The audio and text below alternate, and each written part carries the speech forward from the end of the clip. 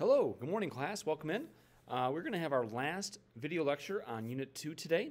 Again, we're wrapping up this whole unit that is discussed exploration and conquest. We're going to take a look at the Columbian Exchange today. But to reiterate, again, we've taken a look at kind of the kickstart to exploration with Portugal leading the way with all these new technological advances. We looked at Spain's conquest of the Americas and their devastation of the Incan Empire, the Aztec Empire, and the empires in the Caribbean. We looked at the Atlantic slave trade, and we looked at the horrific events of the Middle Passage, and we just wrapped up and talked about Britain, France, Netherlands, all competing for land, resources, and power in North America. Now, to kind of recap everything, we're going to look at this Columbian Exchange and this impact of global trade. And there's going to be a lot of things exchanged during this that really kind of altered history. So let's go into this, and we'll wrap up Unit 2. There's going to be a Unit 2 review as we move into test prep mode, and I'll open the test window toward the end of this week. Okay? All right, here we go. So what is the Columbian Exchange? So really, again, this is the global transfer of foods, plants, and animals during the colonization of the Americas. It is known as the Columbian Exchange. Ships from the Americas brought back a lot of products that Europeans, Asians, and Africans had never seen before. These products included tomatoes, squash, pineapples, tobacco, cacao beans, which are chocolate. The turkey would also become a main source of food in this exchange. Corn and potatoes are probably the most important items that made the exchange. They were inexpensive to grow and nutritious. Both of these crops became staples for diets throughout the rest of the world. So corn and potatoes, again, become household names. Europeans would also introduce tons of new products to the Americas. So first, new animals made their way across the Atlantic. These animals included horses, cattle, sheep, and pigs. Food included bananas, peas, yams, wheat, rice, barley, and even oats were being sent over. So you have just a mix mash of all these different foods, animals being exchanged. However, disease, as we know, was the most devastating exchange between Europeans and native tribes.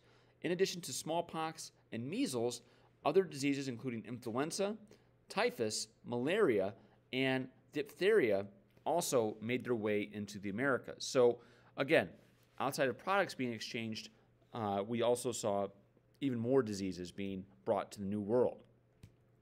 As you can see, here's a very important graphic which kind of illustrates what was being sent over in this global trade. Now, as all this is going on, all right, there are some other activities taking place on the open waters. Okay, the battle for colonial supremacy also extended to the sea.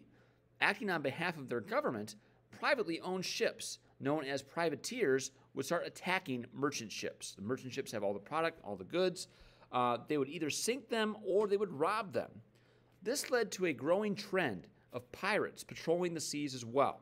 They attacked ships for their valuables and did not care what nation they represented. So they were pretty much going to go after you regardless of your affiliation or your alliances.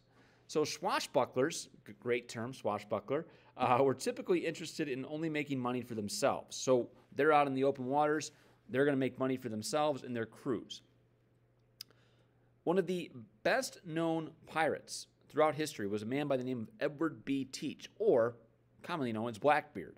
Blackbeard used fear tactics in his attacks and had an obsession with death. So we start seeing, again, the usage of skull and crossbones, all right? Black flags became a symbol of pirates for generations. He was killed in a battle with British Lieutenant Robert Maynard in 1718. So he was killed, and his actions came to a halt. So we also start seeing a new concept that's going to make its way into world economics. Due to the boom of trade and commerce, a new economic system emerged during this era. All right, this would be known as the system of capitalism. Okay, capitalism is based on private ownership and investment of resources, so money for profit. Governments were no longer the owners of great wealth. Instead, merchants continued to invest their money in trade and other enterprises. Another business venture that developed was the joint stock company. The joint stock company was like a modern-day corporation. Investors would buy shares of stock in a company, and several people would combine their wealth for a common purpose. So we start seeing, capitalism, stocks, starting to make their way into nomenclature.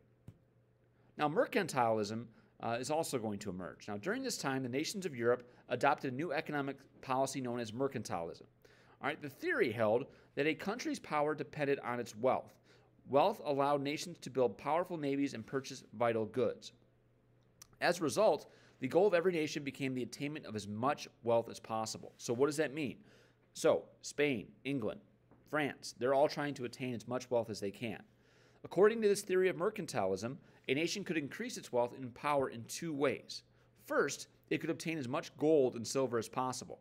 So extracting that gold, extracting that silver, that would lead to a lot of wealth.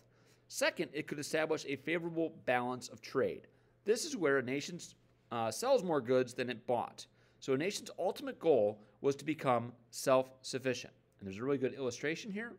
All right, we look at gold and silver as being the primary source of wealth, but a balance of favorable trade. Again, you have more exports, fewer imports. All right, so your gold, your silver, your fur, your lumbers, that's going to go into the mother country.